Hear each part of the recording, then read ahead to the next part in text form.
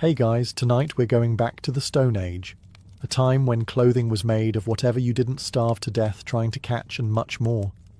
So before you get comfortable, take a moment to like the video and subscribe, but only if you genuinely enjoy what I do here. And let me know in the comments where you're tuning in from and what time it is for you. It's always fascinating to see who's joining us from around the world.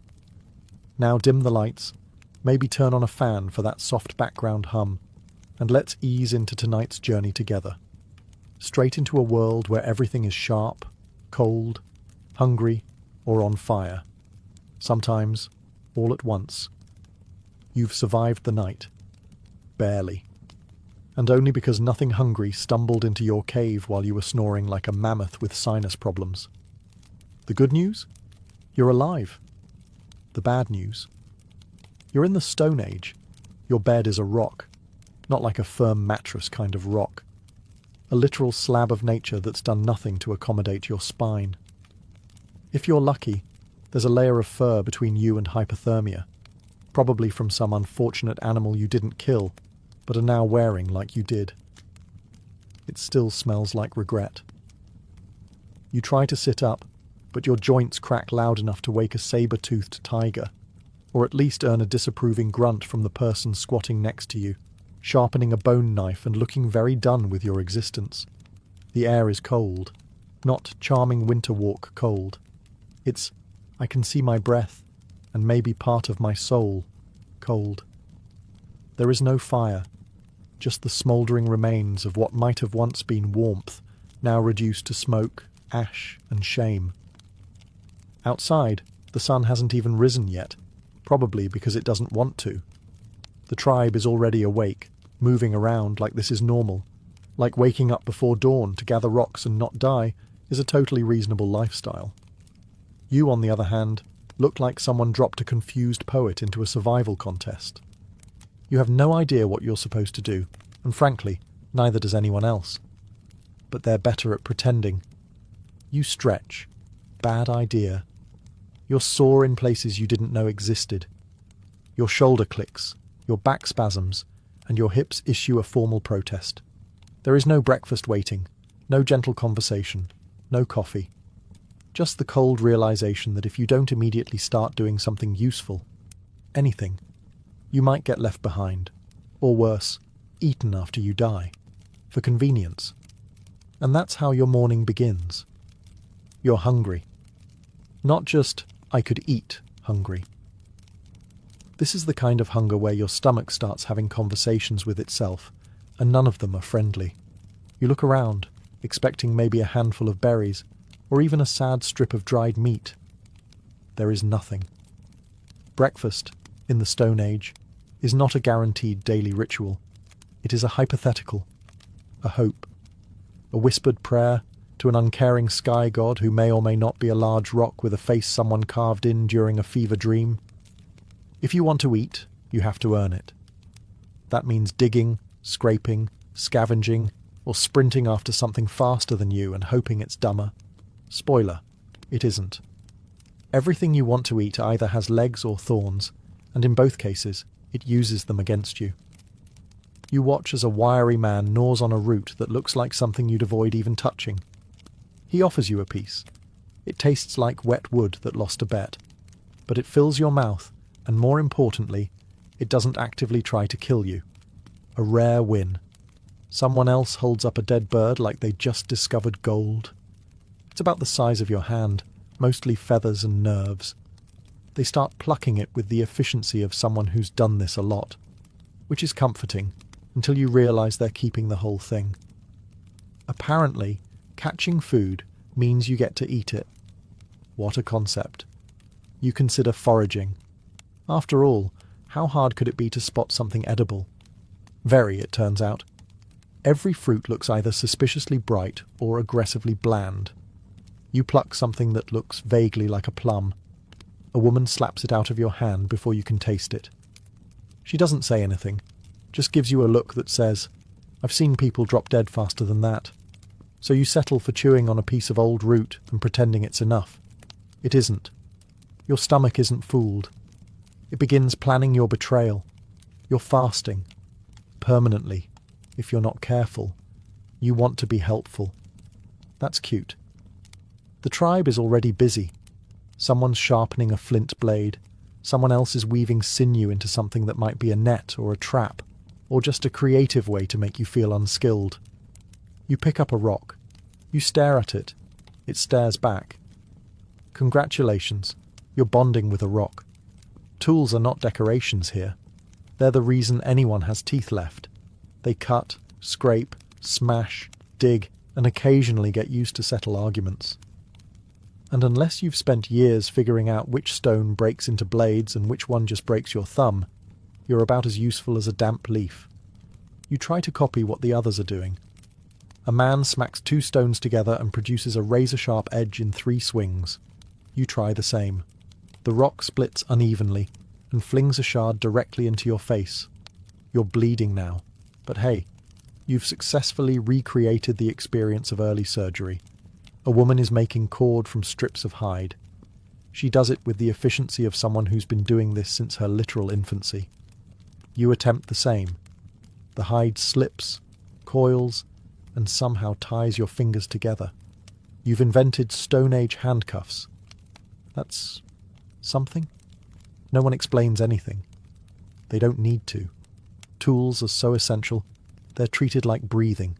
Expected, obvious, and really noticeable when you're bad at it. And you're bad at it.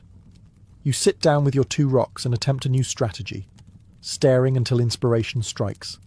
It doesn't. What strikes is another flake of stone, right into your lap. You pretend it was intentional. No one buys it. Eventually, someone takes pity and hands you a half-finished scraper, not out of kindness, but because watching you fail is slowing everyone down. You nod gratefully and then hold it the wrong way. They shake their head and go back to work. It's getting colder. Again. Which is impressive, considering you didn't think colder was still an option. Your fingers are stiff, your nose has stopped issuing temperature updates, and your feet are starting to feel like someone else's problem. You decide it's time to make fire. After all, how hard can it be? You've seen it done. In drawings. And dreams. Step 1. Gather dry wood. You don't find dry wood. Everything's damp, stubborn, and covered in something that may or may not be alive. You pick the least suspicious bundle and hope for the best. Step 2. Friction. You rub sticks together. Nothing happens. You rub harder. Still nothing. Eventually you create heat, then smoke, and then more smoke. It's just enough to burn your eyes and give you false hope. Then the wind shows up and mocks your efforts by blowing it all away. You keep going. By now your hands are blistered, your arms ache, and your confidence has quietly left the camp without saying goodbye. You glance over. One of the elders has a fire going already. No ceremony, no drama, just a small, perfect flame nestled in a pile of dry moss like it was born there. You look back at your pile. It looks like it's been cursed. Eventually, someone notices. They walk over, silently take your kindling, rearrange it with the efficiency of a bored god, and strike 2 rocks together with a flint edge. Sparks, smoke, flame. Done. They hand it to you without a word, and walk off before you can say thank you or teach me your dark magic.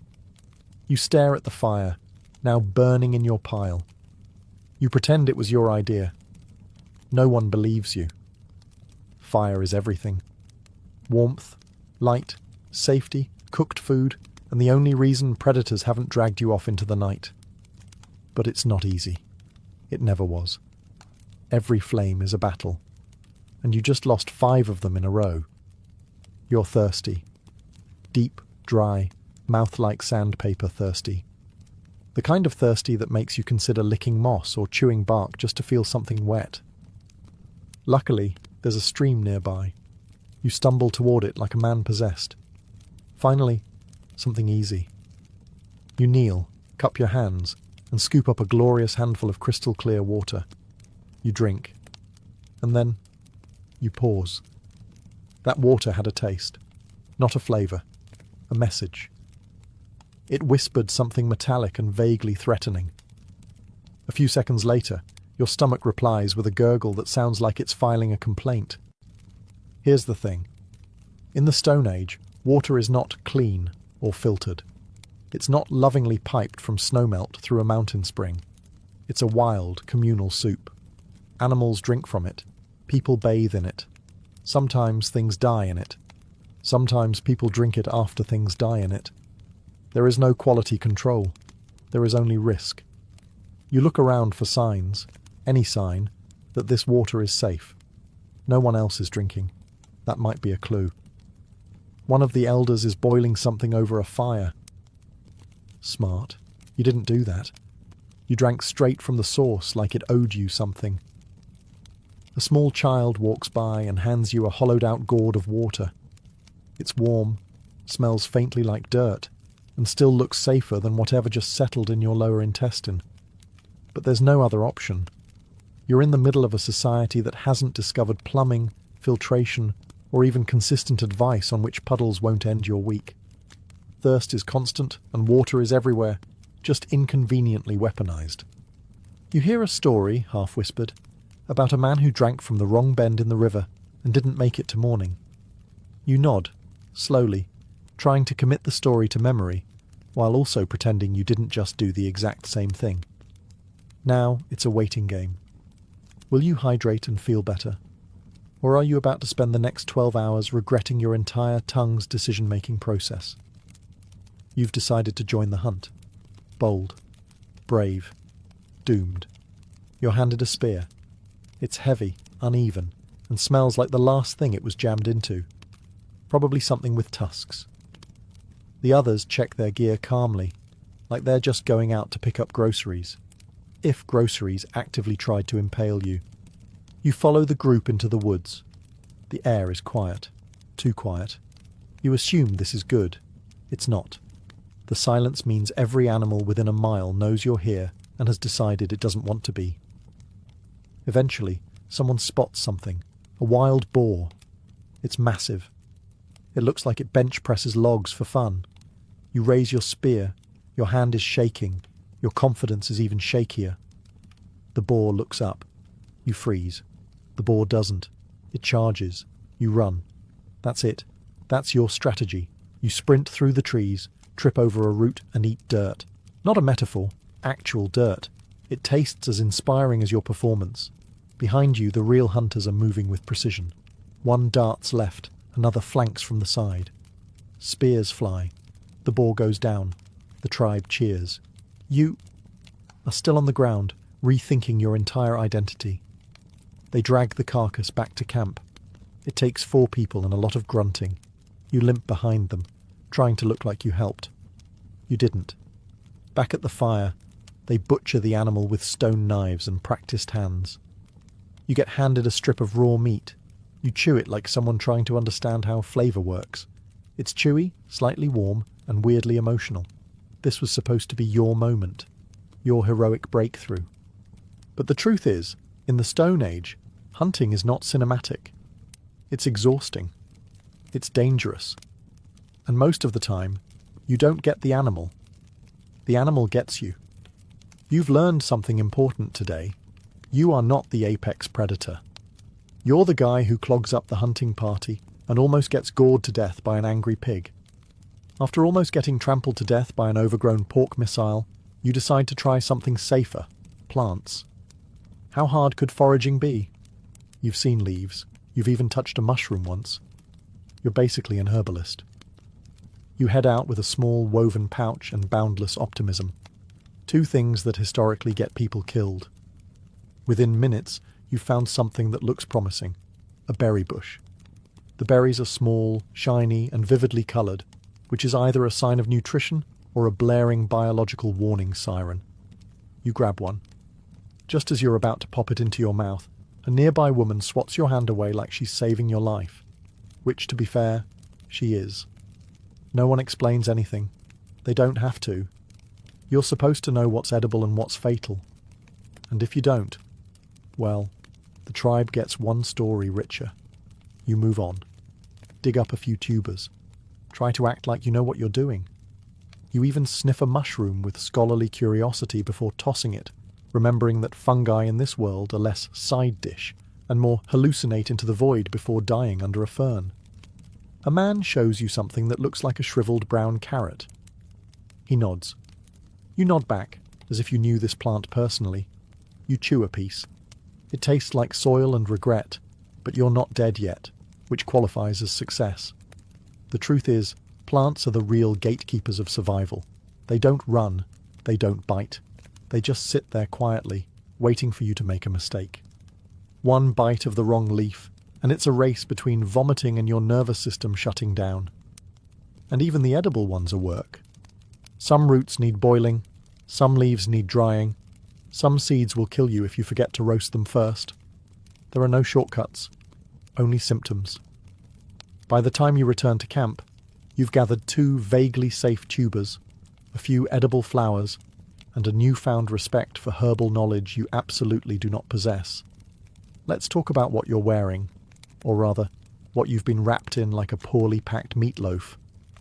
Your outfit consists of animal hides that were scraped clean with a rock, dried over smoke, and stitched together with a technique best described as functional but vaguely insulting. It doesn't fit. It doesn't breathe. It smells like something that was recently alive and still might be. There are no sleeves, just holes where your arms are expected to exit.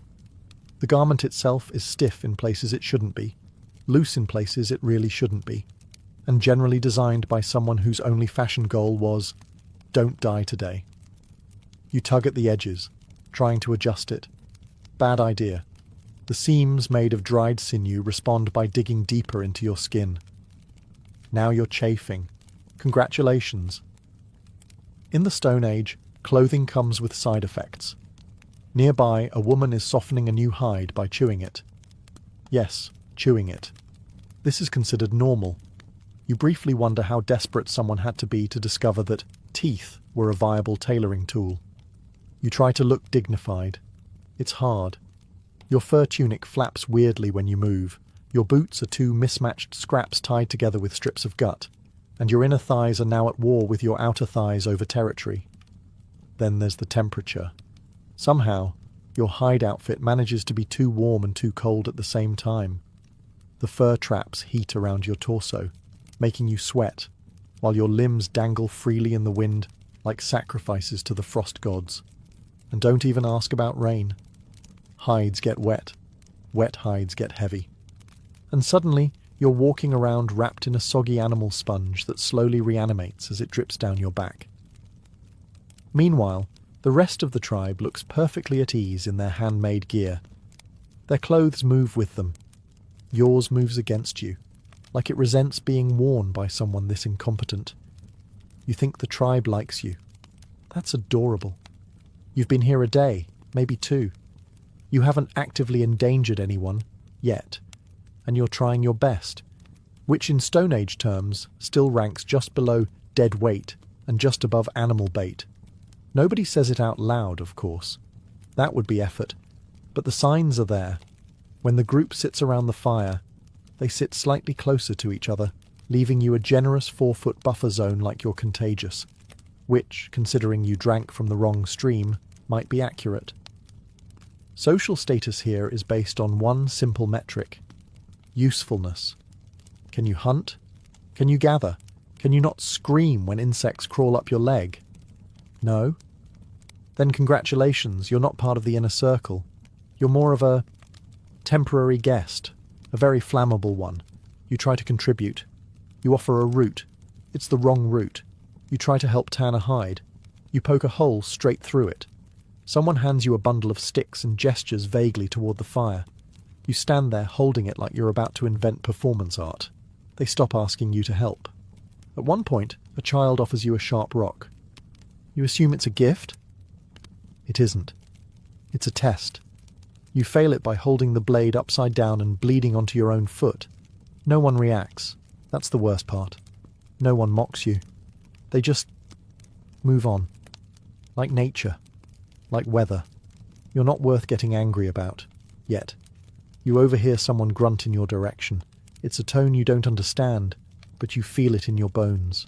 Not threatening, not friendly, just observational. The same way someone might comment on a log that's not burning properly. You are the log. And you start to wonder if the wolves would be a more forgiving audience. There's no lantern, no torch, no warm glow from a bedside table lamp. The sun drops behind the horizon like a guillotine, and just like that, the world turns black. Not dim, not cosy. Black. The fire crackles, casting a flickering circle of light that somehow makes everything just visible enough to be more terrifying. Trees rustle in the distance. Something howls. It's either a wolf or something that eats wolves. Either way, it knows where you are. It's been waiting for you to fall asleep. You scoot closer to the fire. No one joins you. Most of the tribe is already curled up together in a pile of hides, forming a warm, collective mass of mutual trust and shared body heat. You're not invited. You're the one who sneezed during the hunting party and scared off a deer. You get the cold side of the cave. Sleep doesn't come easy. Every sound outside the fire's glow sounds like it has an agenda. A twig snaps. You sit up. A branch creaks. You stop breathing. Something snorts, or maybe exhales, from behind the rock wall. You make peace with your gods. You don't know their names, but you figure they'll understand. Even the stars look like they're judging you. Beautiful, yes, but useless. You can't eat them, can't wear them, and they won't scare off whatever just moved near the cave entrance. You close your eyes, you open them again almost immediately. Your brain reminds you that you're wrapped in a damp fur coat and lying on a slab of uneven earth, surrounded by people who may or may not notice if you get dragged away in the night. And here's the thing. If something does eat you, it won't be out of malice. It'll be out of efficiency. You're slow. You're weak. And judging by the way you failed to cook that root earlier, you probably smell like panic. You wake up sore, stiff, and somehow colder than when you fell asleep, which shouldn't be possible, but the Stone Age enjoys new forms of suffering. Your fur wrap has shifted in the night, offering little more than emotional support. Your ankle feels like it lost a fight with a rock, and there's a new bite on your arm. Could be a bug. Could be a rodent. Honestly, you're just glad something found you useful. Outside the cave, the tribe is already up. Again. You don't know when they sleep. Maybe they don't. Maybe exhaustion is just something they wrestle into submission, like everything else in their lives. You hobble toward the fire pit, hoping for something warm. There isn't. The ashes are cold. The fire went out sometime during the night. A group decision, apparently, that didn't involve consulting you or your fingers, which are now numb enough to qualify as decorative. You attempt to rejoin the group. Someone hands you a stick. No instructions, no explanation. You assume it's for poking something. Maybe a task. Maybe self-defense. Maybe they're just testing to see what you'll do with it. You fail, obviously. Every movement hurts. Your muscles ache from doing things they weren't designed for. Namely, survival. Your shoulders scream from carrying too little, too wrong. Your knees feel like someone filled them with gravel.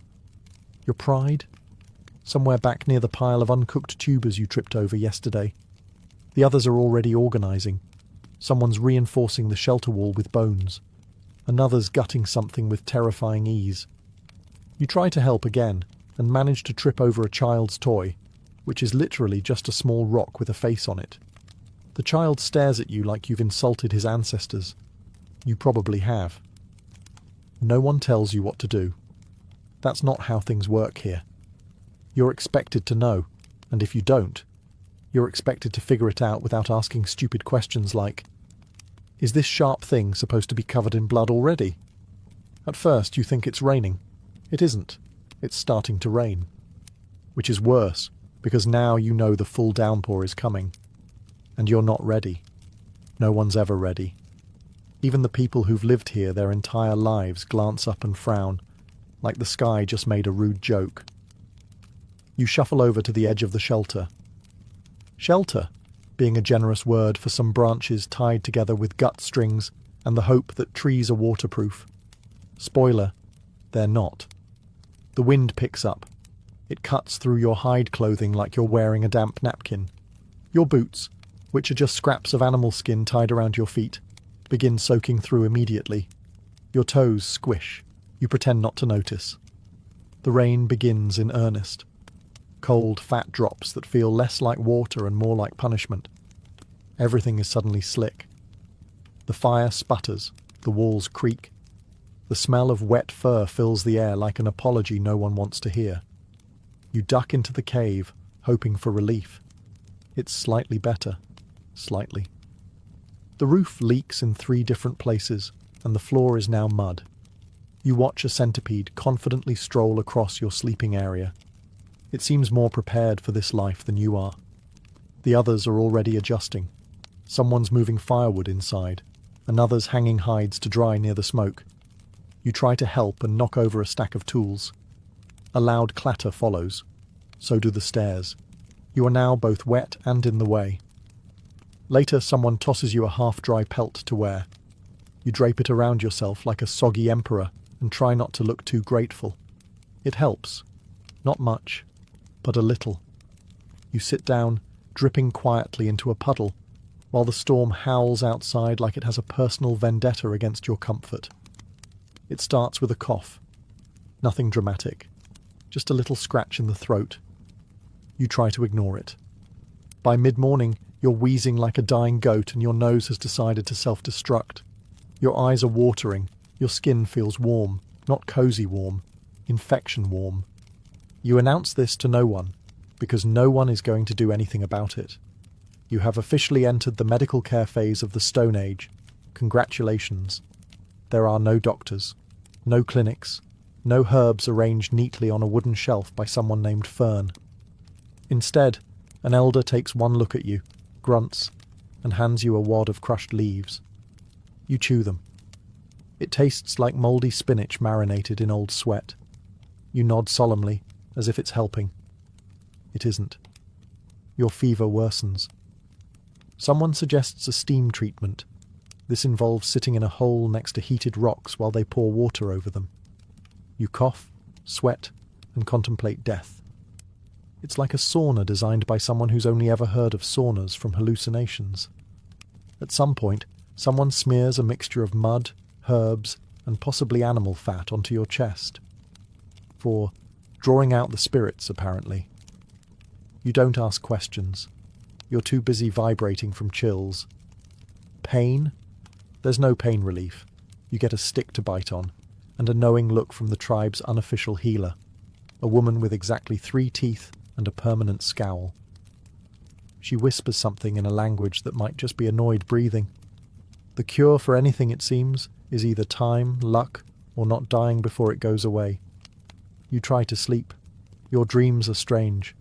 In one, you're being chased by a squirrel the size of a bison. In another, your spear is talking. You wake up gasping in a puddle of your own sweat and leaf fragments. By the end of the day, you're not better. But you're not worse either.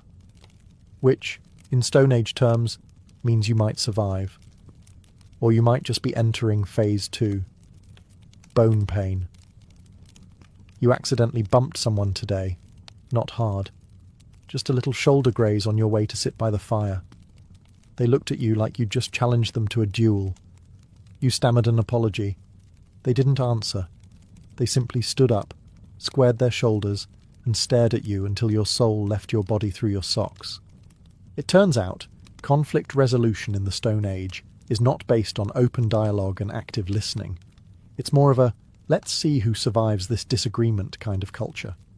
There's no concept of de-escalation. No one is diffusing the tension with a calming voice or a gentle reminder that we're all part of a team. Instead, someone casually sharpens a stick nearby. Not because of your conflict, just as a general lifestyle choice. But still, the message is clear. Don't push your luck.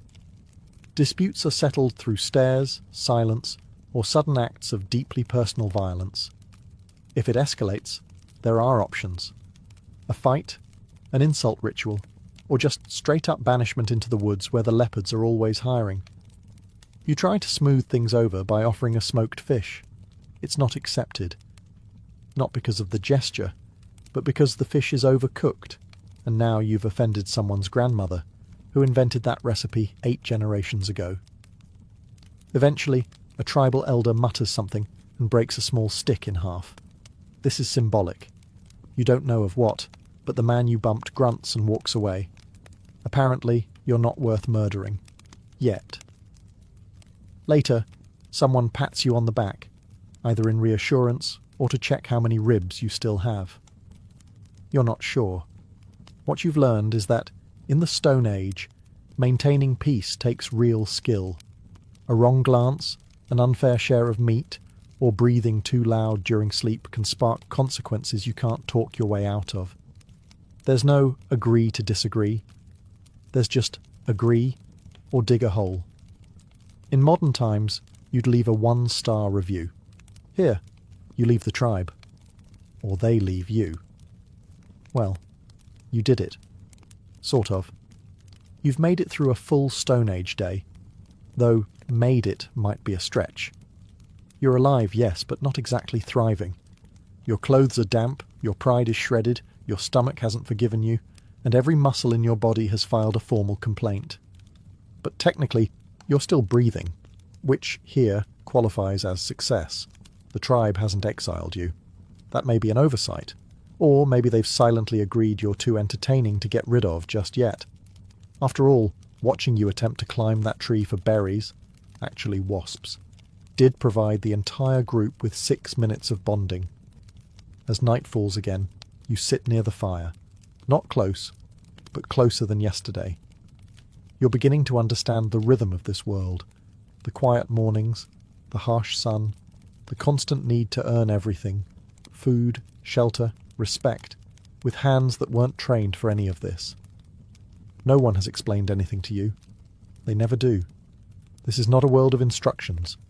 It's a world of observation, of imitation, of failing until failure teaches you what survival won't.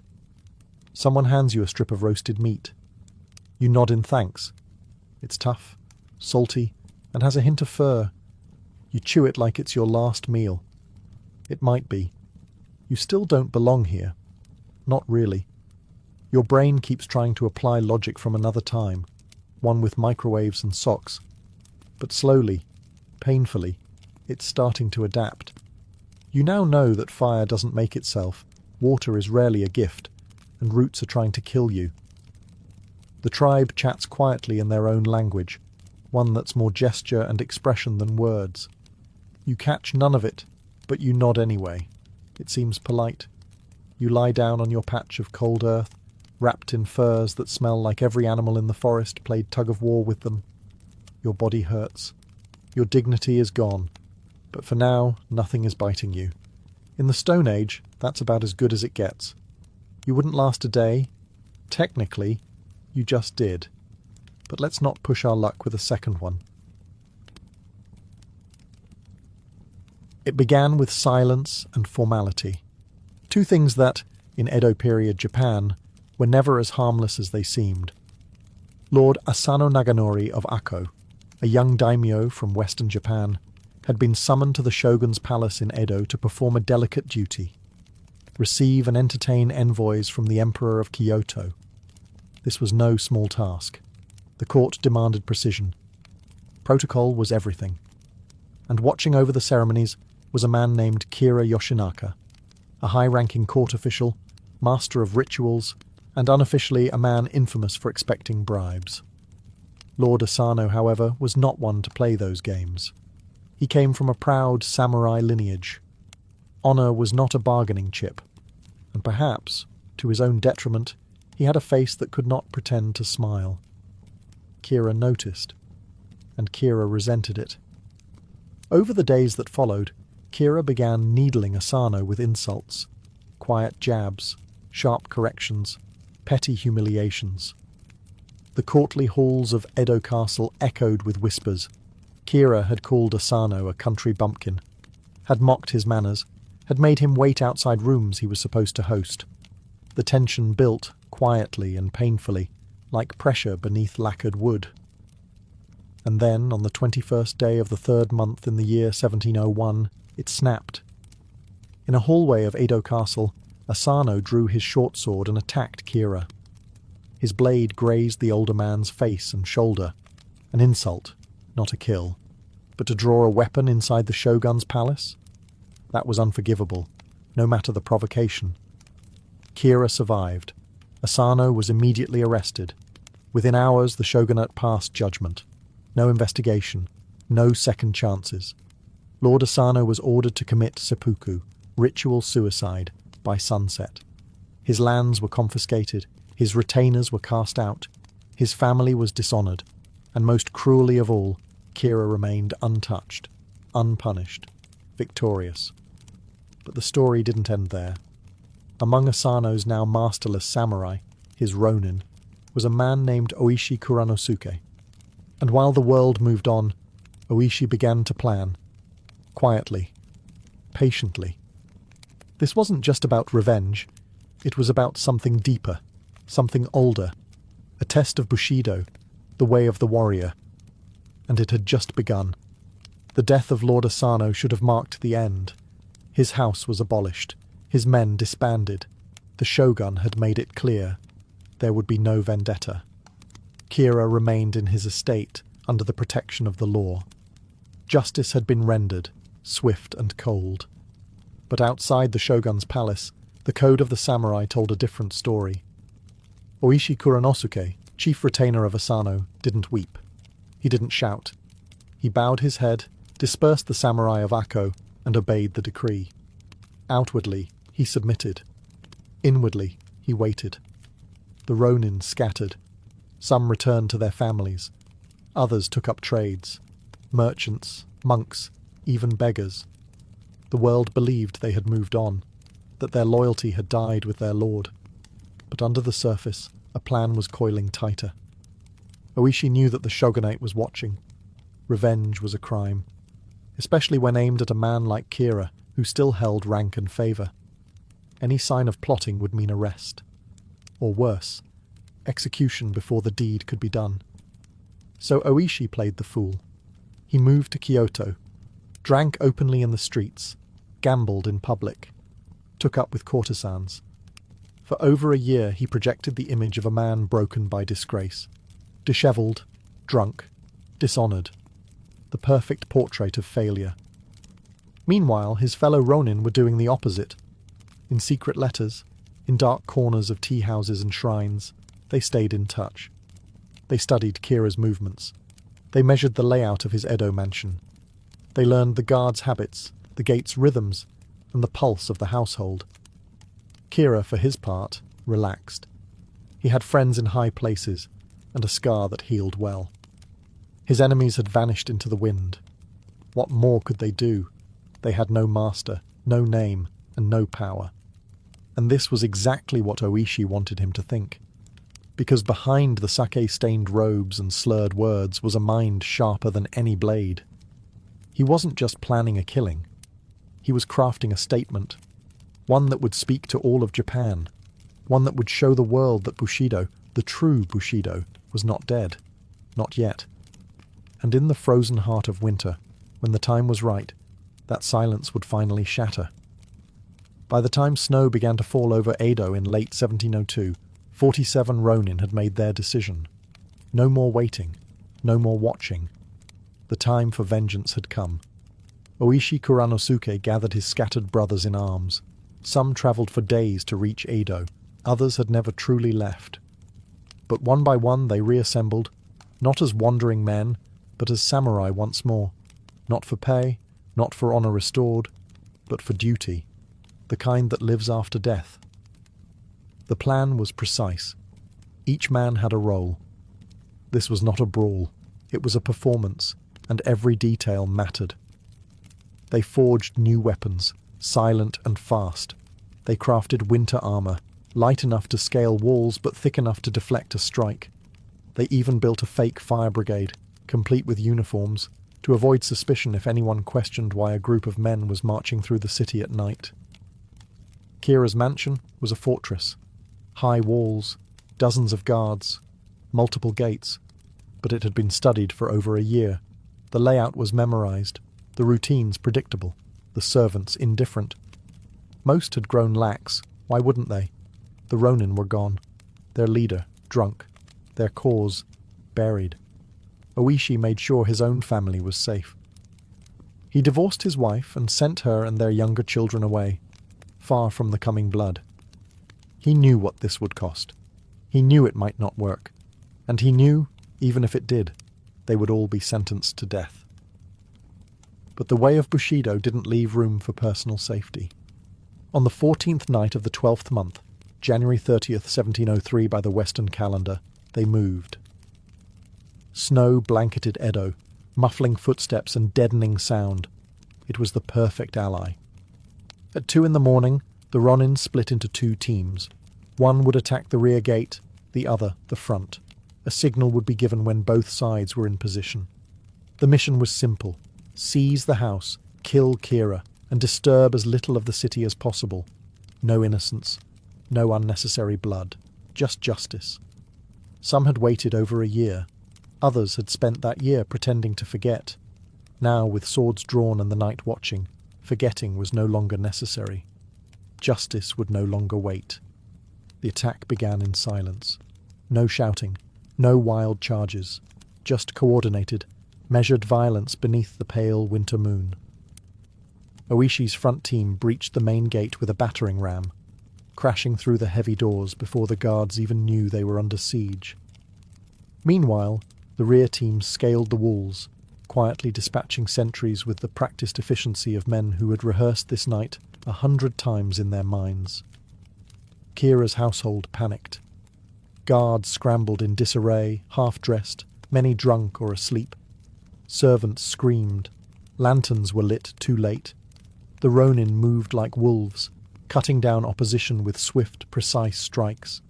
They didn't kill indiscriminately. They shouted out that only Kira was their target. Anyone who didn't resist was spared. Oishi's eldest son, Chikara, only 16, fought beside his father. For all the talk of Bushido, this was no abstract ideal. This was blood, steel, smoke in the lungs, swords slipping on icy tiles. It was loyalty carried out to the letter, with the price carved into flesh. The Ronin combed the mansion for Kira, but the man had vanished. They scoured every room, every hidden corner. They interrogated servants. Finally, they found a secret courtyard. In a shed behind the garden, trembling beneath a pile of charcoal and straw, was a man in plain robes, his face pale, his body shaking. It was Kira. He refused to identify himself. He refused to speak. But he bore the scar Lord Asano had left on his face nearly 2 years earlier. Oishi offered him the chance to die with honor. A dagger was placed before him, seppuku, like a true samurai. But Kira couldn't do it. He simply stared, frozen. The man who had destroyed a clan without lifting a blade could not take responsibility when his time came. Oishi bowed once. Then he struck. Kira Yoshinaka died not as a lord, but as a coward. The Ronin took his head, wrapped it in cloth, and marched, calmly, in full armor, through the snow-covered streets of Edo. They carried the trophy to Sengakuji Temple, where Lord Asano was buried. There they cleaned the head, laid it before his grave, and prayed. Their revenge was complete, their fates sealed. When morning broke, Edo awoke to the impossible. Word spread like wildfire. Kira Yoshinaka was dead, slain in the heart of the city by 47 Ronin, who had not fled, not hidden, but walked in formation to the temple where their lord lay buried. They made no effort to escape. They simply knelt, presented the severed head, and waited. The city, usually loud with merchants and samurai clamour, fell strangely quiet. Some called them heroes, some called them criminals, but no one called them cowards. The authorities were now in a bind. The law was clear. Revenge killings were illegal. Samurai were not above justice, no matter how poetic their cause. But the public didn't see criminals. They saw men who had embodied Bushido to its bitter end. They had obeyed not the shogun's laws, but the deeper, older law of loyalty. The shogunate deliberated for weeks. This wasn't just about crime and punishment. It was about the soul of samurai culture. If the Ronin were spared, it would encourage more vendettas. If they were punished, the people might revolt in spirit. Meanwhile, the 47 men remained at Sengakuji. They did not resist. They did not beg. They sat in quiet reflection, tending to Lord Asano's grave and awaiting their fate. Oishi, the architect of it all, said nothing publicly. He had already said everything through his actions. Eventually, the decision came down. The Ronin would be allowed to die honorably. They would not be executed as criminals, but ordered to commit seppuku, ritual suicide, like the samurai they still claimed to be. On the morning of February 4th, 1703, each man was handed a dagger. They dressed in white robes, the colour of purity and death. They bowed to the officials, to each other, and to the memory of Lord Asano. And then, one by one, they cut into themselves, guided by a second who would complete the ritual with a clean decapitation. Even Chikara, Oishi's teenage son, took the blade without hesitation. Not a single man faltered. They died not in disgrace but in legend. Their bodies were buried beside their master at Sengakuji. The graves are still there, 47 stones in neat rows, covered in incense and offerings from pilgrims who still whisper their names. Because in death, they had achieved what life could not. They had become eternal. The tale of the 47 Ronin didn't fade. It echoed, first through the streets of Edo, then into the halls of power, and finally into the soul of Japan. For centuries, samurai had been both warriors and servants, expected to kill without hesitation and die without complaint. But the 47 Ronin blurred the lines. They were criminals, yes, but also paragons of loyalty. They broke the law, but followed the spirit of Bushido to the letter. They disobeyed the shogun, but honoured their lord in death more completely than most had in life. The paradox fascinated everyone. Was Bushido about obedience to the state, or to one's master? Was justice defined by the law of man, or the will of the warrior? Tokugawa officials tried to downplay the incident. They feared copycats. They feared chaos. But it was too late. The story had taken root, growing wild and impossible to contain. Within weeks, kabuki plays were being staged, thinly veiled retellings where the characters had different names but the same story. The authorities banned them. New plays popped up anyway. People bought woodblock prints showing the Ronin mid-attack, kneeling in seppuku, or marching solemnly with Kira's head. Even those who believed in strict obedience found themselves conflicted, because while the Ronin had acted outside the law, they had done so with dignity, with restraint. They didn't loot, they didn't gloat, they didn't run. They had waited, planned, struck, and then surrendered. In that restraint, people saw something pure, something old. Oishi Kuranosuke became the archetype of the ideal retainer, calm, strategic, loyal to death. His son, Chikara, became the image of youthful devotion.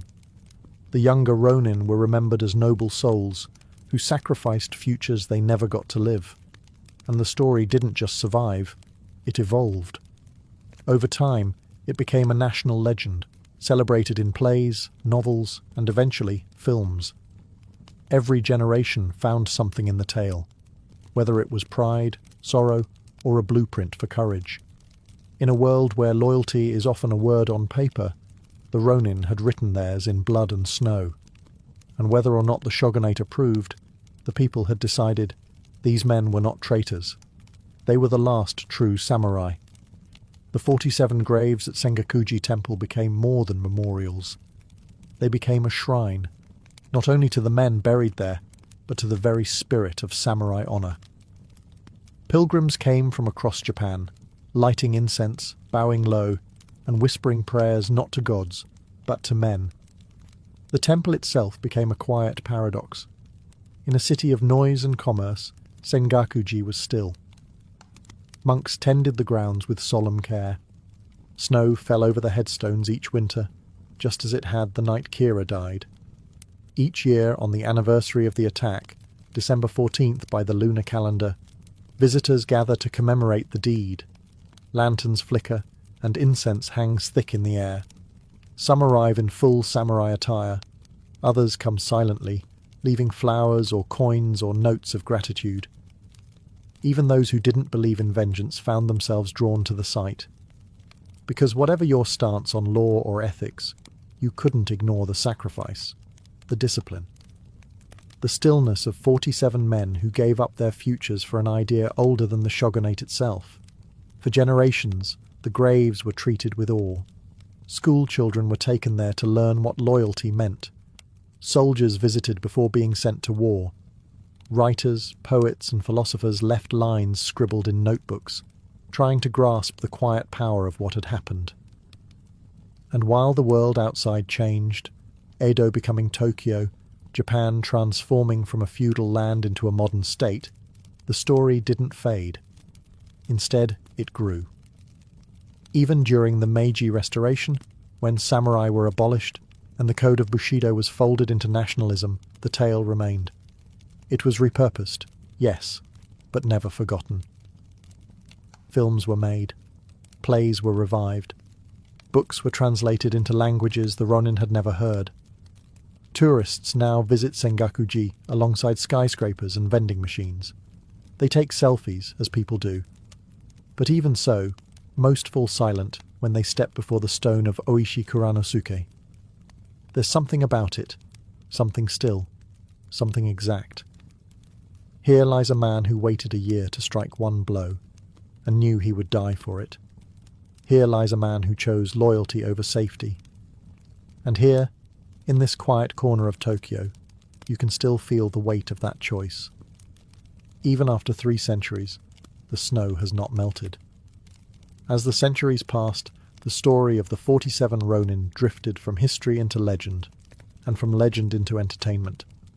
What had begun as a real act of vengeance under the Tokugawa shogunate was now theatre, quite literally. By the mid-18th century, the tale was immortalized as Chushingura, a kabuki and bunraku drama that altered names and dramatized events, but kept the soul intact. Loyalty, sacrifice, justice delayed but not denied. Audiences wept, cheered, returned to see it again and again. The characters became archetypes. Oishi, the stoic genius, Kira, the arrogant villain, Chikara, the noble youth. Stage actors specialized in these roles, passing the performances from generation to generation like heirlooms. Some families played Oishi for decades. The scripts changed, but the meaning never did.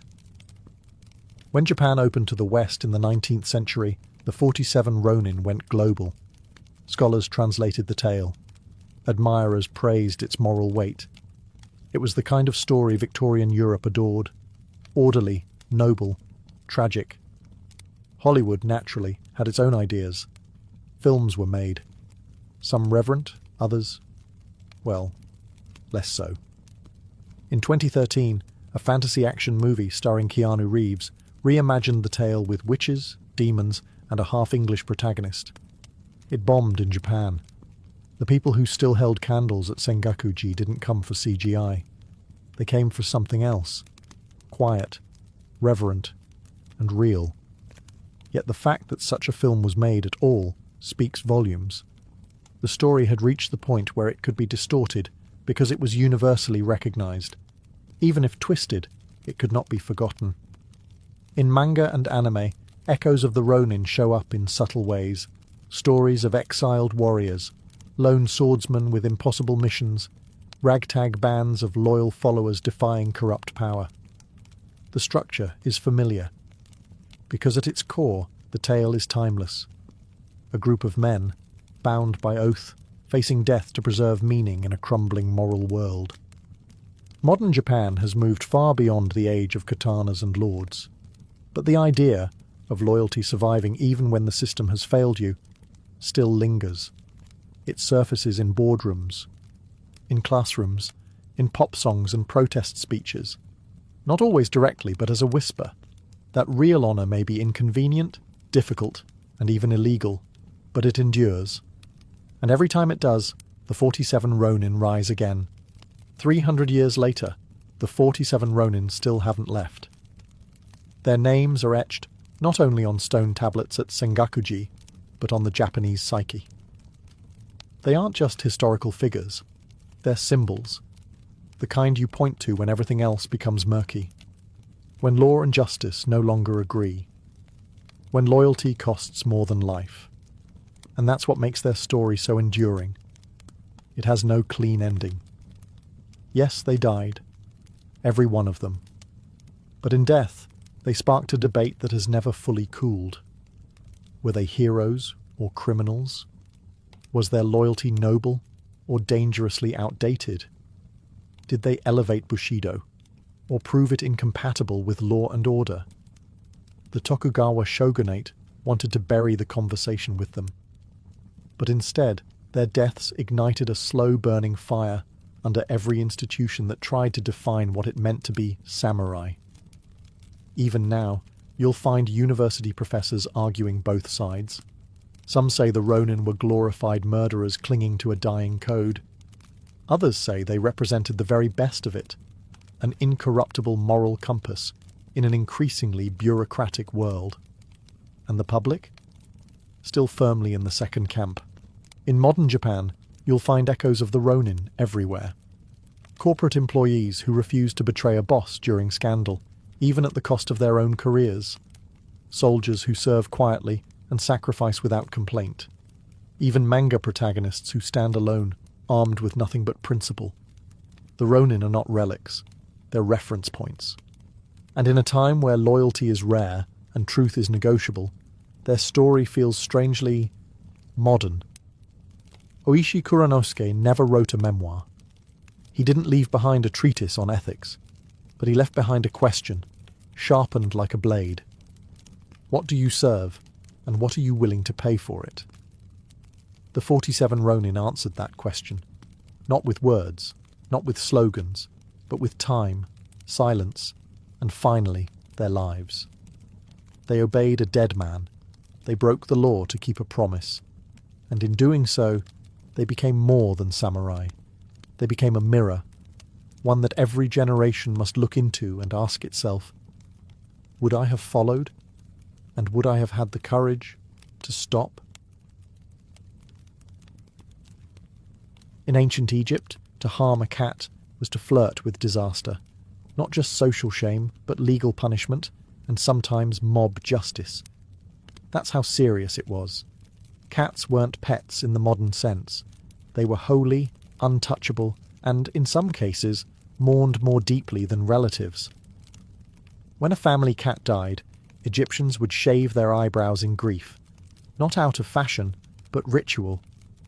Cats weren't just companions, they were guardians of the divine. This reverence was rooted in religion. The goddess Bastet, daughter of Ra, was the feline deity of home, fertility, music, and protection. She began as a lioness, fierce and destructive, but over time she softened into a cat, retaining power, but gaining grace. Her temples were filled with offerings, jewellery, perfumes, and most importantly, cats.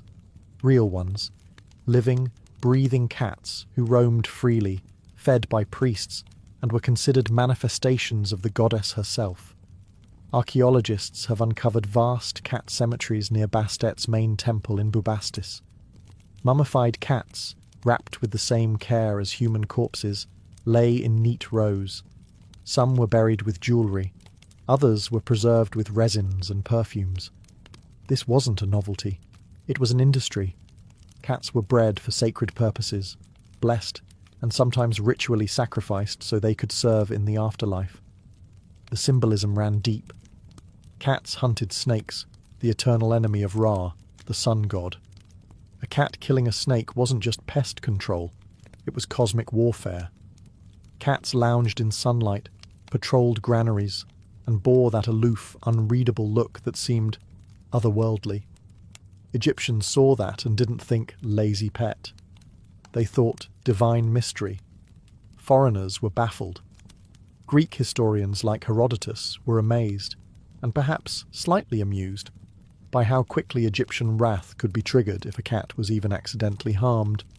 During one battle, it said the Persians carried cats as living shields, knowing the Egyptians would hesitate to strike. To the modern eye, it may seem excessive, But to the Egyptians, animals weren't beneath humans. They were closer to the gods. Cats, in their grace and independence, stood at the intersection of beauty and the sacred. Not just pets, portals. On the island of Crete, surrounded by the rolling blue of the Aegean Sea, the bull reigned, not in pastures, but in palaces. The Minoans, one of Europe's earliest advanced civilizations, didn't just admire bulls. They ritualized them. They built myths around them. They painted them on walls like gods. Step into the Grand Palace of Knossos, and you'll find frescoes that pulse with energy. Leaping bulls, acrobats vaulting over horns, scenes alive with rhythm and movement. This was more than sport. This was sacred spectacle. It was called bull leaping, a ritual dance, a death-defying act of agility and respect. Both men and women took part, not to kill the bull, but to interact with it, to bridge the space between human and divine. Because for the Minoans, the bull wasn't just an animal, it was a cosmic force. The symbolism likely ran deep into their mythology. The legendary Minotaur, half man, half bull, was said to live in a labyrinth beneath Knossos. Was it myth? Maybe. But myths are often echoes of deeper truths. Perhaps the Minotaur was a memory of ritual power, of humans merging with beasts in sacred spaces. The bull also connected to the sky. Its horns mirrored the crescent moon. Its roar like thunder. Its body, immense and muscular, seemed too powerful to belong to mere flesh. In a time when people read the world through symbols, the bull was a message. Strength, fertility, motion. Sacrifices were likely part of this reverence, though the Minoans were less bloodthirsty than later Greek cultures. Some bulls were killed ritually, yes, but others were honoured in life. They were paraded, painted, and praised. The power of the bull wasn't always in its death, it was in its presence. And unlike the Roman arena, where bulls died for entertainment, Minoan rituals seemed to emphasize harmony. A dangerous, respectful dance between human and beast. The point wasn't to dominate, but to touch something beyond. The bull was not a symbol of chaos. It was a gatekeeper of cosmic order. In Minoan Crete, to face a bull wasn't just bravery. It was spiritual contact, a momentary balance between flesh and myth. In the dense jungles of Mesoamerica, beneath the tangled canopy and echoing bird calls, one creature ruled not by size, but by mystery, the jaguar. To the Maya, the Olmec, and the Aztecs, this spotted predator wasn't just an animal. It was a god in disguise, a shapeshifter, a traveller between worlds. The jaguar hunted by night, moving silently through shadows, with eyes that pierced darkness. That alone made it sacred.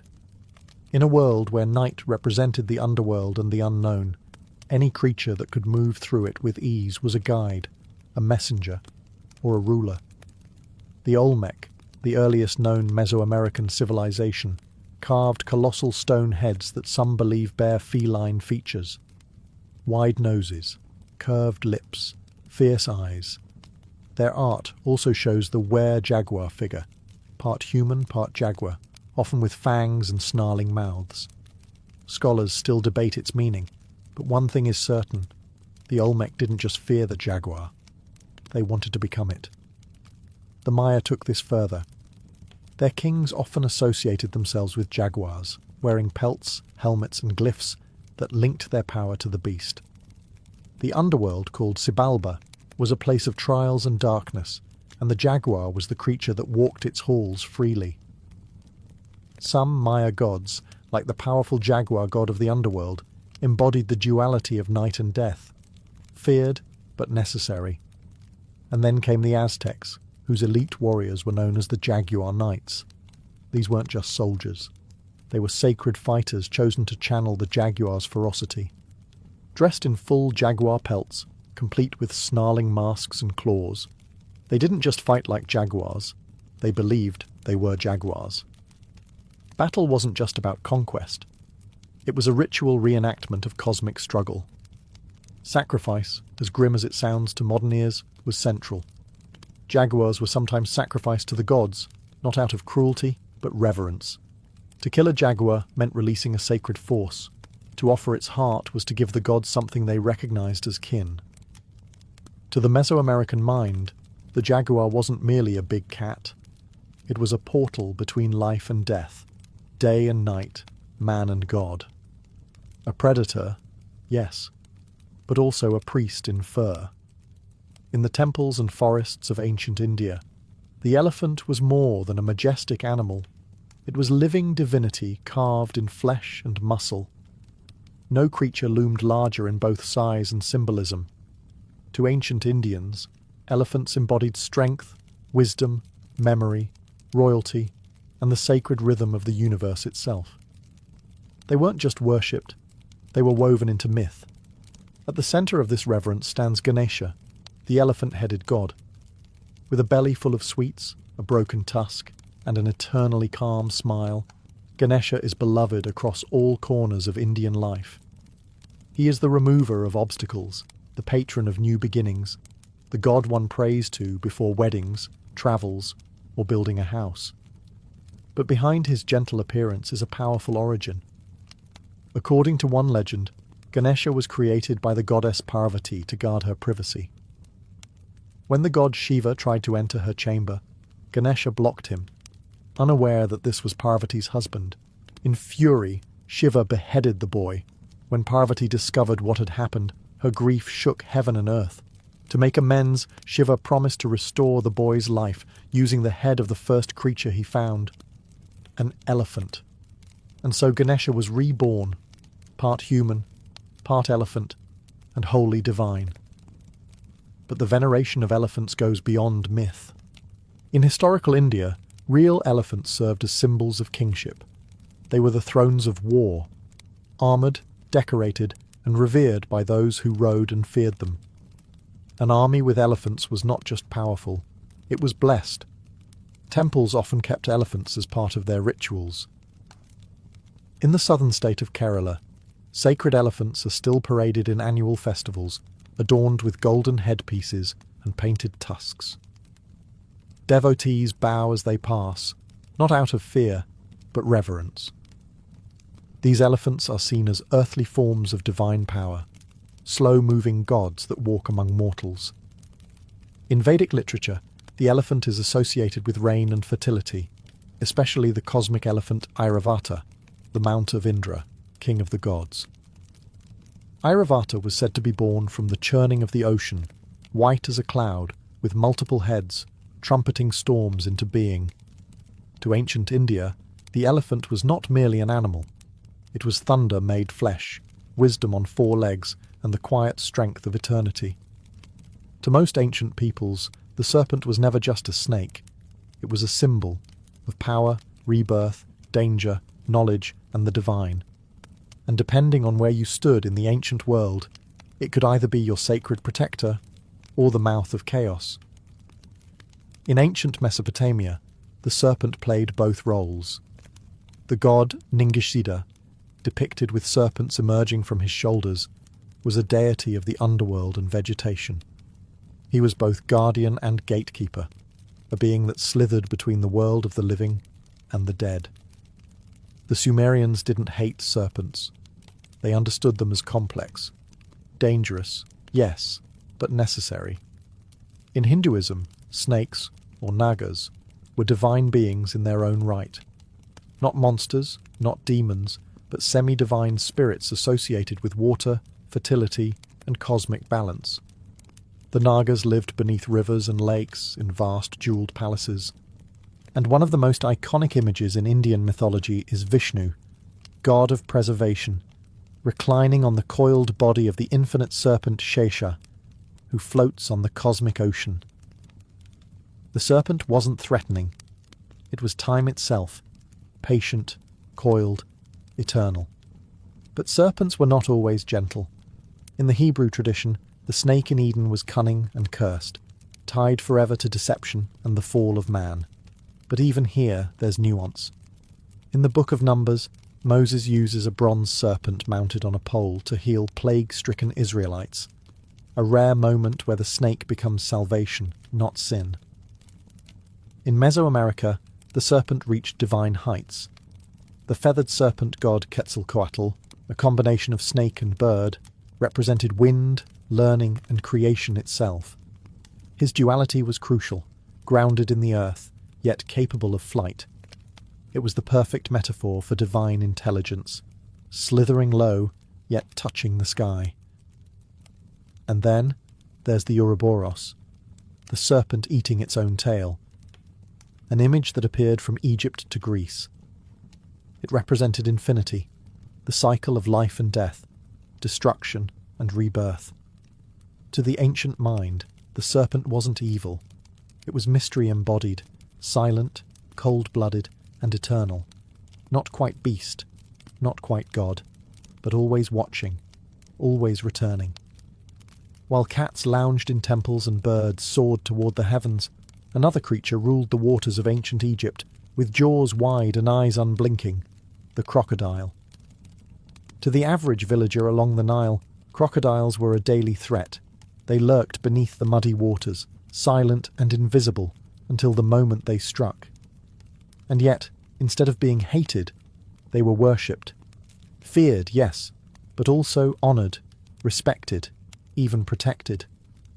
This uneasy reverence centred around the crocodile god Sobek, a deity with the body of a man and the head of a crocodile. Sobek wasn't some minor swamp spirit. He was a creator, a fertility god, and a symbol of the Nile's unpredictable might. He was also a protector of the pharaoh and guardian of the army. In one myth, Sobek helped restore the body of Osiris, making him not only a fearsome deity, but a healer and restorer of life. Sobek's domain was water, strength, and the military. The Nile, lifeline of Egypt, was his bloodstream. Crocodiles were his eyes, his messengers, his avatars. They swam beneath the reeds like priests in motion. Temples to Sobek were built throughout Egypt, especially near crocodile-infested waters. The most famous was in Crocodilopolis, yes, a real place, known to the Egyptians as Shedet, located in the Fayum oasis. There, the priests cared for a live, sacred crocodile, believed to be the living incarnation of Sobek himself. This divine beast was adorned with gold and gems and fed the finest cuts of meat. It lounged in an artificial lake, respected like royalty. When it died, it was mummified, carefully wrapped, perfumed, and entombed. Thousands of mummified crocodiles have been discovered across Egypt, often buried with baby crocs alongside them, like spiritual offspring. But Sobek wasn't just about animals and offerings. He represented the brutal side of nature, the reminder that power can be beautiful and terrifying all at once. The Nile could bring life or drown you. Crocodiles could be gods or devourers. Worship wasn't a shield against danger. It was a recognition of it. The ancient Egyptians didn't try to tame the crocodile. They honoured it, because in its jaws they saw the smile of a god. In the cold, shadow-draped world of the Norse, animals weren't pets or companions. They were omens, warnings, pieces of prophecy given teeth and wings, and no creatures loomed larger in this harsh mythology than the wolf and the raven. Let's start with the ravens, Hugin and Munin, the ever-watchful eyes of Odin, the All-Father. Their names meant thought and memory. Each morning, they flew across the world, collecting secrets and signs. Each night, they perched on Odin's shoulders, whispering what they had seen. These were not just birds. They were extensions of a god's mind, the very embodiment of wisdom, gathering and foresight. In battlefields, ravens fed on corpses. To the Norse, their presence wasn't just gruesome, it was sacred. A raven circling above wasn't just looking for carrion, it was reading fate. And then came the wolves.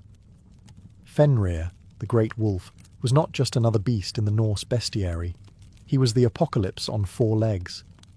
Born of the trickster god Loki and a giantess, Fenrir was fated to devour Odin himself during Ragnarok, the final destruction of the gods. Terrified of this destiny, the gods tricked Fenrir into being bound by a magical chain. He broke every chain but one, a silken thread forged from impossible things, the sound of a cat's footfall, the roots of a mountain, the breath of a fish. When they finally bound him, he howled in fury and waited for the end of days. Wolves weren't always monstrous, though. Odin himself was accompanied by 2 wolves, Geri and Freki, who devoured the food from his table. Odin famously needed only wine.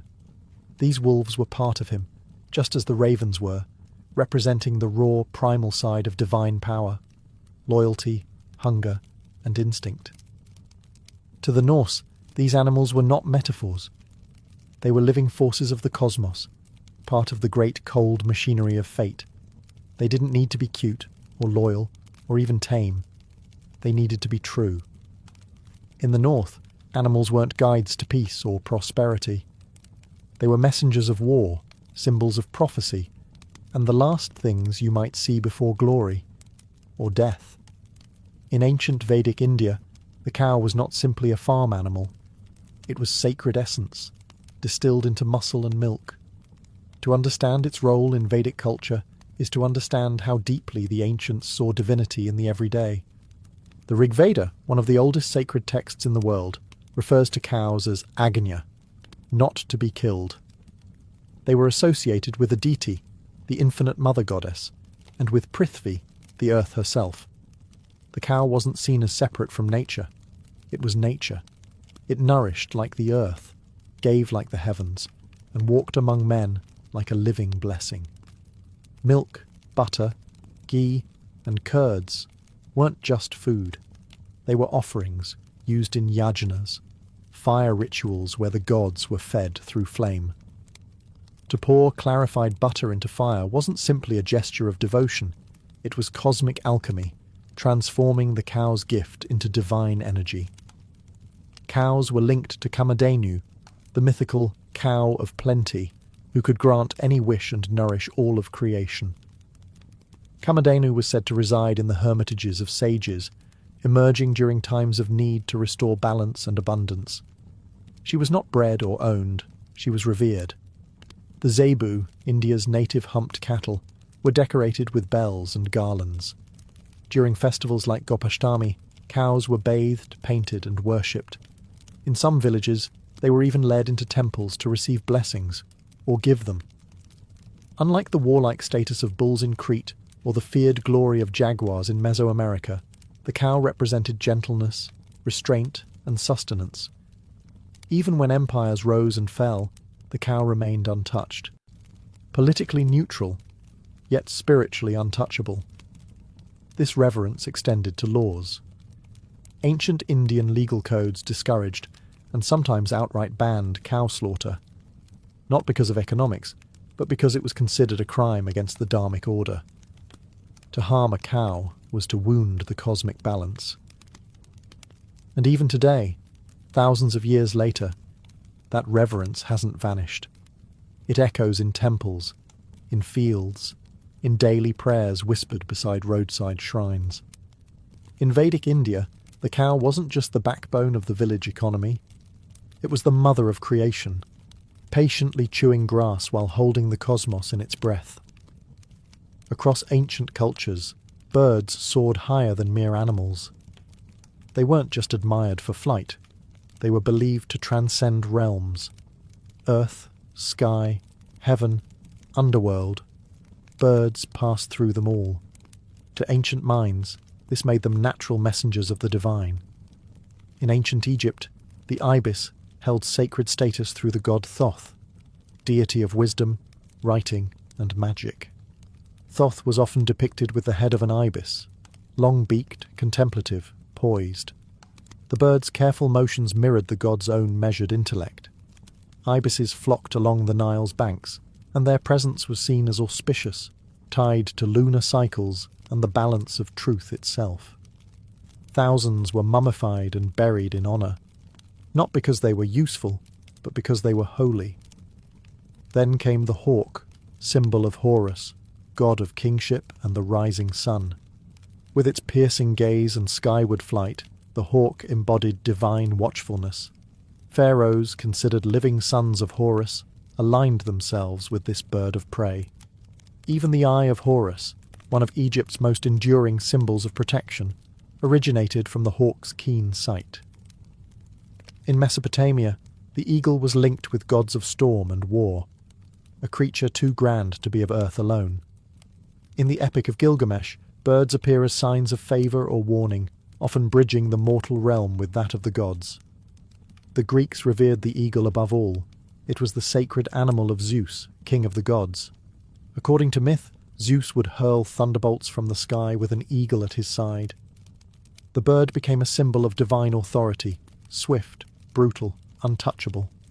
In India, the majestic Garuda, a massive bird deity, served as the mount, Vahana, of Vishnu, god of preservation.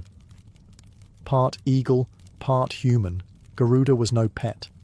He was a cosmic warrior, a protector of Dharma, and a devourer of serpents. His image adorned temples, shields, and royal emblems. Even in cultures without gods shaped like birds, the symbolism remained. Freedom, vision, transformation. Birds migrated across seasons, vanished into clouds, and returned like omens. Their arrival was watched, their flight interpreted. To the ancients, birds were never just birds.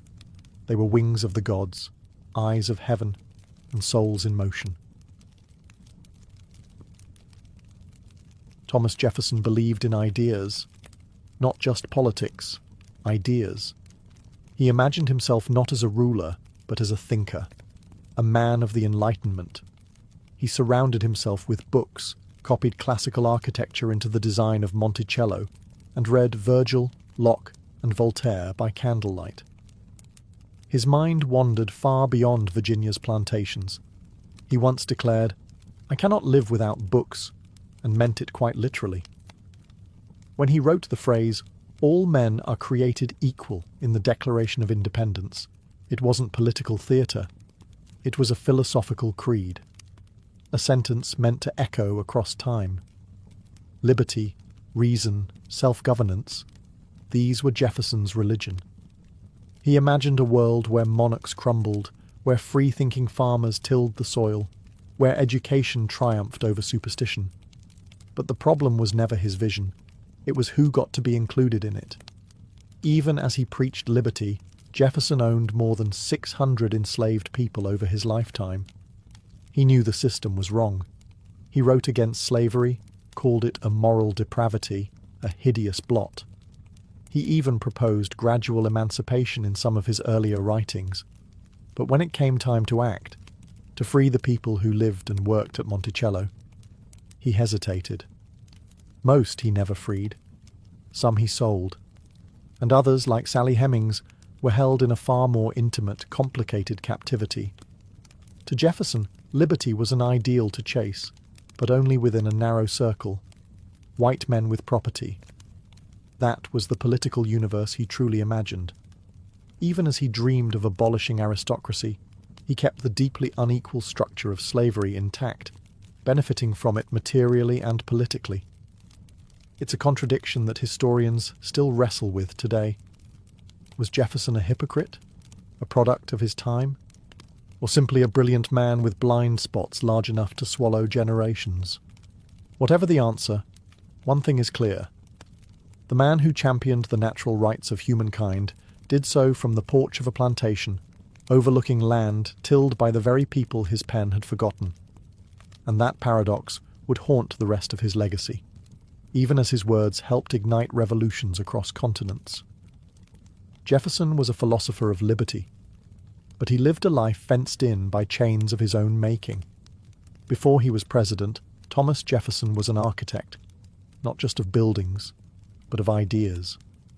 The United States was still an experiment, raw and unfinished, and Jefferson wanted to shape it with the precision of a draftsman holding a compass over blank parchment. After writing the Declaration of Independence in 1776, Jefferson returned to Virginia, where he tried to rewire the legal system from the ground up. He proposed bills to eliminate primogeniture, the law that passed property only to the eldest son, and religious establishments that favoured the Anglican Church. He believed in dismantling inherited privilege, leveling the field for white men to rise on merit rather than bloodline. In 1779, as governor of Virginia, he faced the grim logistics of war. British troops invaded. Jefferson fled his estate when the redcoats arrived, a move critics would later call cowardly. But he wasn't a warrior. He was a planner, a thinker, a builder. His true battleground was in legislation and letters. When Jefferson went to France as minister in the 1780s, he absorbed the Enlightenment like a sponge. He dined with philosophers, studied architecture, and marvelled at European civilization, all while condemning its aristocracy. He returned to America with crates of books, sketches of domes and colonnades, and a refined vision for the new republic. As Secretary of State under Washington, Jefferson quickly clashed with Alexander Hamilton. The nation was splitting into factions. Hamilton favoured a strong central government and industry. Jefferson envisioned a republic of independent farmers and weak federal power. Their debates weren't just policy disagreements, they were opposing blueprints for America's soul. Jefferson feared cities. He called them sores on the body politic. To him, the virtuous citizen was rural, self-reliant, educated, and surrounded by land, preferably inherited, but painted with the brush of hard work. His distrust of banks, industrialization, and elite entanglements fueled his lifelong suspicion of centralized power. And yet, Jefferson himself was never entirely free of elites. He was one. Wealthy, land-owning, and deeply political, he embodied the very contradictions he claimed to oppose. Still, in this early phase of his life, Jefferson laid out the foundation of the American identity, a land of liberty and equality, for some, and a government designed by thinkers who believed reason could be written into law. But already the cracks had begun to show. When Thomas Jefferson took the presidential oath in 1801, he called it the Revolution of 1800. Peaceful, bloodless, and ideological. After bitter party infighting, a sitting president had handed power to his political rival, a transfer almost unheard of in the age of monarchs. Jefferson, the man who loathed ceremony and pomp, walked to his inauguration in plain clothes. No horse-drawn carriage, no powdered wig theatrics, just a man with ideals and a quiet, simmering ambition. He claimed to want a minimalist presidency, smaller government, lower taxes, less military, and yet his time in office would redefine the very shape of the United States. The most famous act of Jefferson's presidency came in 1803, the Louisiana Purchase. For $15 million, he bought a chunk of land from Napoleon that doubled the size of the young republic. It stretched from the Mississippi River to the Rocky Mountains, more than 800,000 square miles of raw possibility. This was, without question, one of the most consequential real estate deals in human history, and it went against everything Jefferson had claimed to believe in. Nowhere in the Constitution did it say the federal government could purchase new territory. Jefferson knew this. He even considered proposing a constitutional amendment to legalize it, and then quietly dropped the idea. In the end, he justified the act with typical philosophical grace. Necessity had overridden orthodoxy. Idealism, once again, bowed to opportunity. Jefferson dreamed of an empire of liberty, a nation of yeoman farmers spreading across vast landscapes, rooted in independence and virtue. But expansion had consequences. The newly acquired land raised thorny questions. What about the Native American tribes who already lived there? Would slavery spread westward? Could the federal government hold such an immense domain together? Jefferson dispatched Lewis and Clark to explore the new frontier, hoping they'd find a water route to the Pacific and catalogue its wonders. But his private letters revealed deeper ambitions, economic expansion, territorial claims, and yes, a growing sense of national destiny. For a man who claimed to prefer retreating to his garden, Jefferson, as president, wielded immense power, and used it when it suited him. He had turned the Republic into an empire almost overnight, and the seeds he sowed would change everything that followed. Atop a hill in Virginia, Monticello stood as a monument to Enlightenment ideals: symmetry, reason, beauty. Designed by Jefferson himself, it was filled with books, inventions, and classical references. But behind the architectural elegance was a deeper, darker truth. Monticello was also a plantation, powered by the labor of enslaved people. At any given time, more than 100 enslaved men, women, and children lived and worked there. They tended the fields, made the bricks, cooked the meals, and maintained the house that Jefferson called his sanctuary.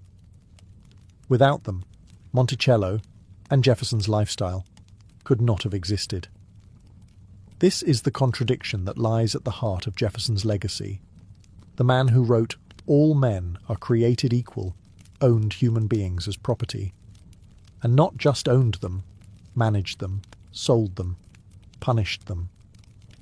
He kept detailed records of the enslaved people at Monticello, listing them by name, age, and value. He referred to them at times as assets. Jefferson publicly denounced slavery as morally wrong and harmful to both enslaved people and slaveholders. He described it as a moral depravity and a hideous blot. Yet he freed almost none of the people he enslaved. Over 600 passed through his ownership during his lifetime, and fewer than 10 were granted their freedom. Some of this was financial. Jefferson was deeply in debt for most of his life, and his enslaved labor force was collateral.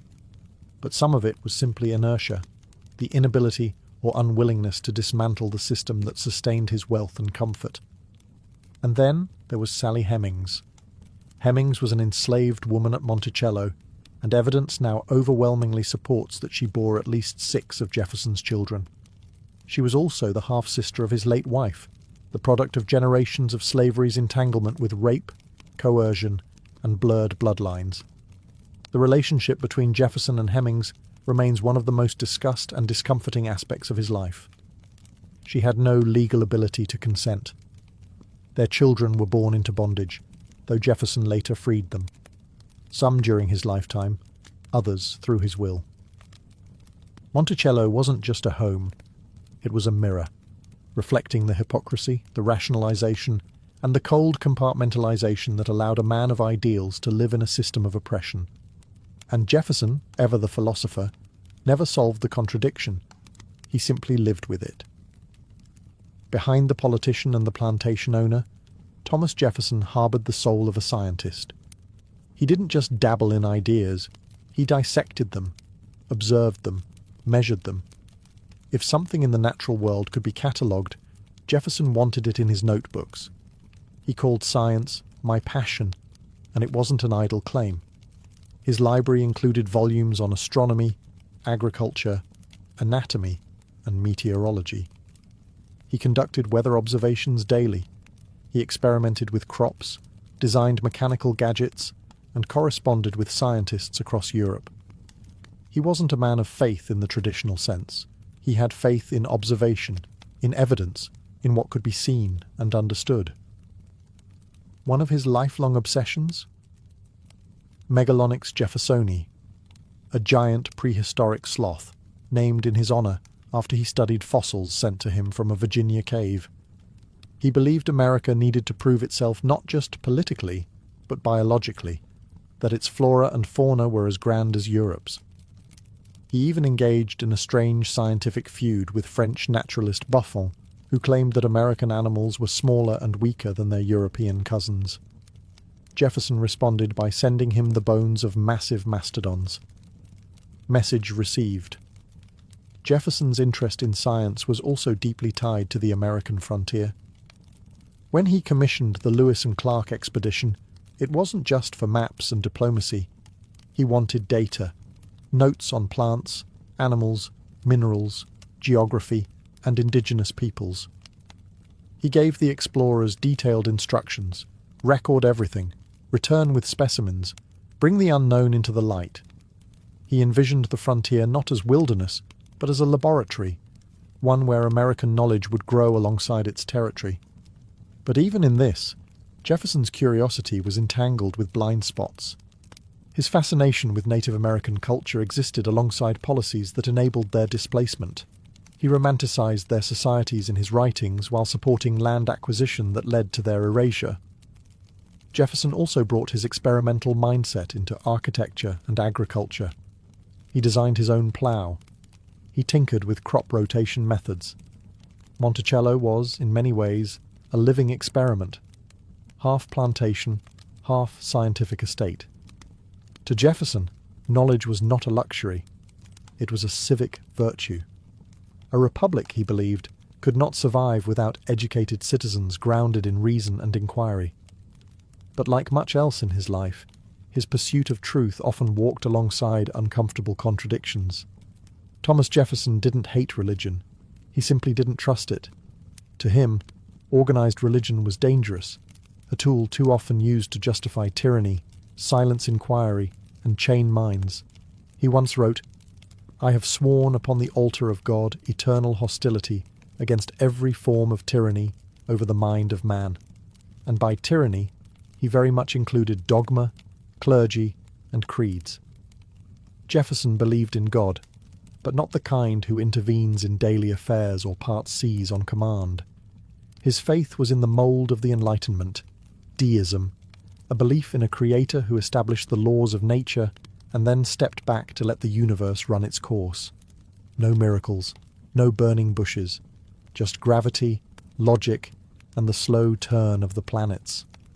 He admired Jesus, but not as a divine being. Jefferson saw him as a moral philosopher, a man who taught compassion, humility, and peace, only to have his message distorted by centuries of church politics. Jefferson respected the Sermon on the Mount. He had little time for the resurrection. In fact, he was so committed to this view that he made his own Bible, literally.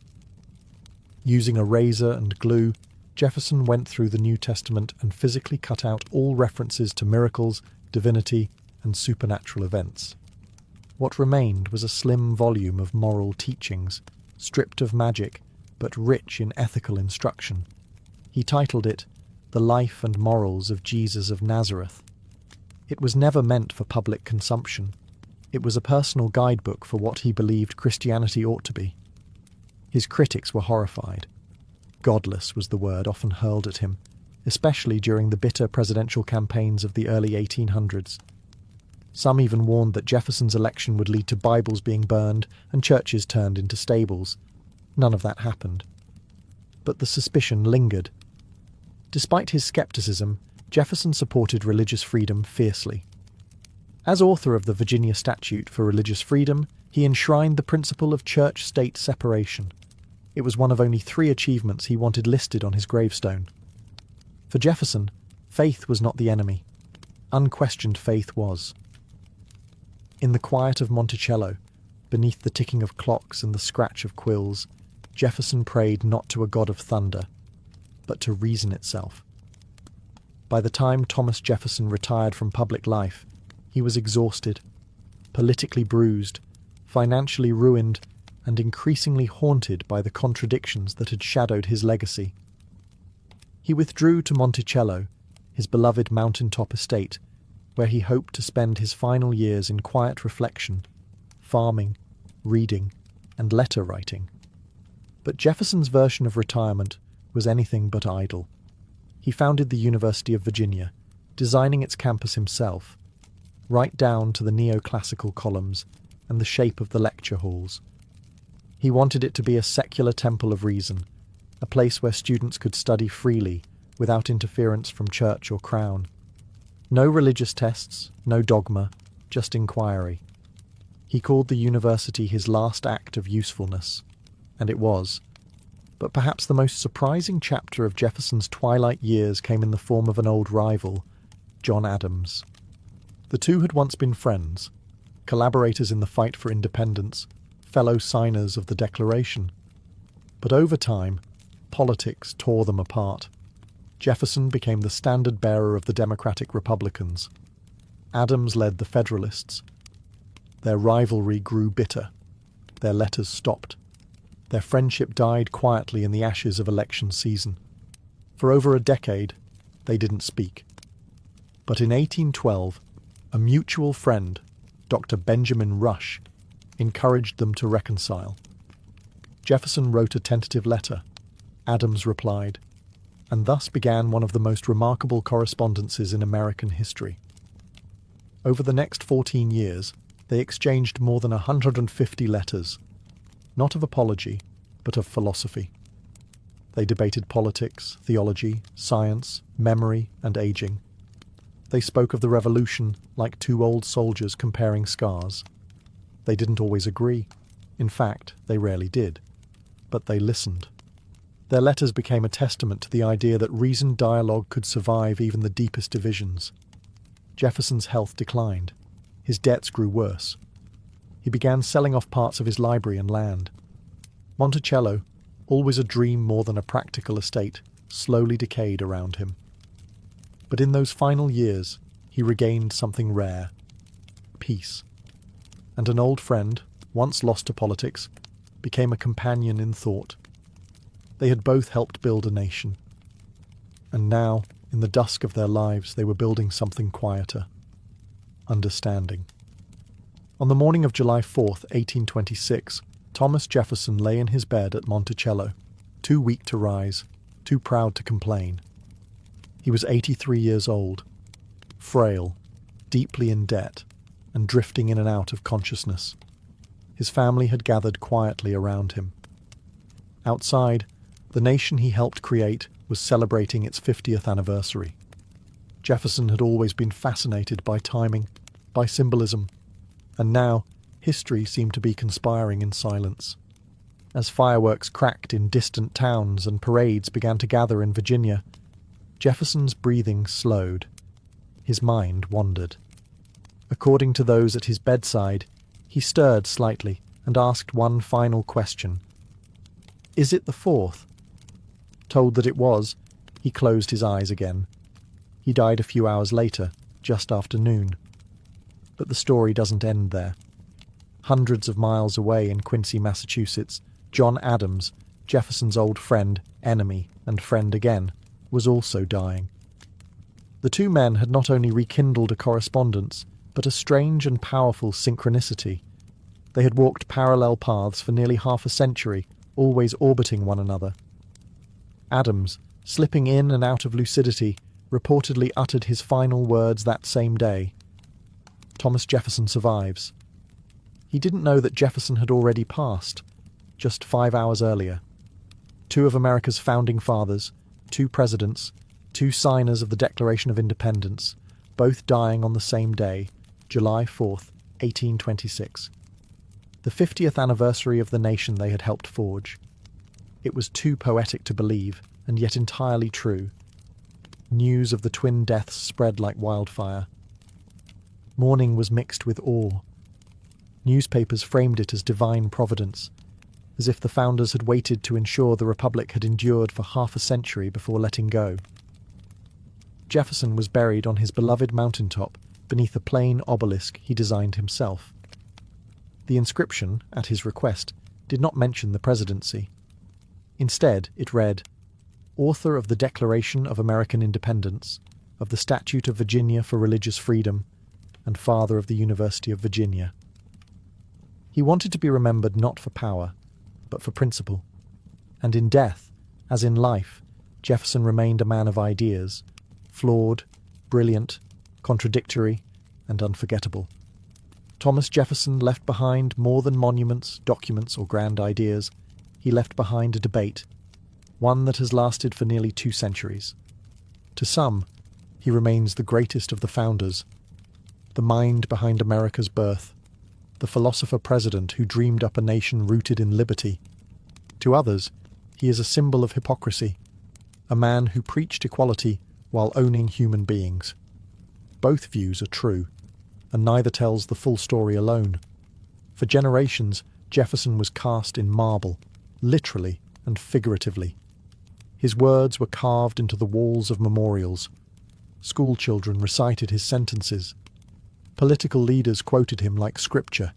He became a kind of secular prophet, his face etched onto coins and Mount Rushmore alike. But myths don't last forever. In recent decades, historians and the public have looked harder at the parts once left in shadow. The enslaved people at Monticello, his lifelong refusal to free most of them. The relationship with Sally Hemings, now widely accepted to have been one of unequal power, complicated by bondage and consent that could never truly exist. The Jefferson who wrote stirring lines about human rights also sold people to pay his debts. The man who envisioned an empire of liberty helped expand slavery across the American frontier. The thinker who championed freedom of religion sliced up his own Bible to remove the parts he couldn't accept. He was, perhaps, America's first great contradiction. But contradiction doesn't mean absence of greatness. It means complexity. Jefferson was a man who shaped the world with a pen, but couldn't fully reshape himself. He was forward-thinking in theory, often cautious in practice, bold in philosophy, yet hesitant in action, a master of elegant language who could sometimes hide hard truths beneath it. Today, Monticello tells a fuller story. The house is still there, but so are the names of the enslaved workers who built it. School textbooks now place Jefferson beside both his ideals and his failures, and the country he helped found continues to wrestle with the promises he wrote and the realities he lived. Jefferson's secret life was never really hidden. It was always in plain view, if anyone cared to look closely. And that, perhaps, is the lesson. A nation built on ideals must never stop questioning the men who wrote them, not to erase them, but to understand them fully and to do better.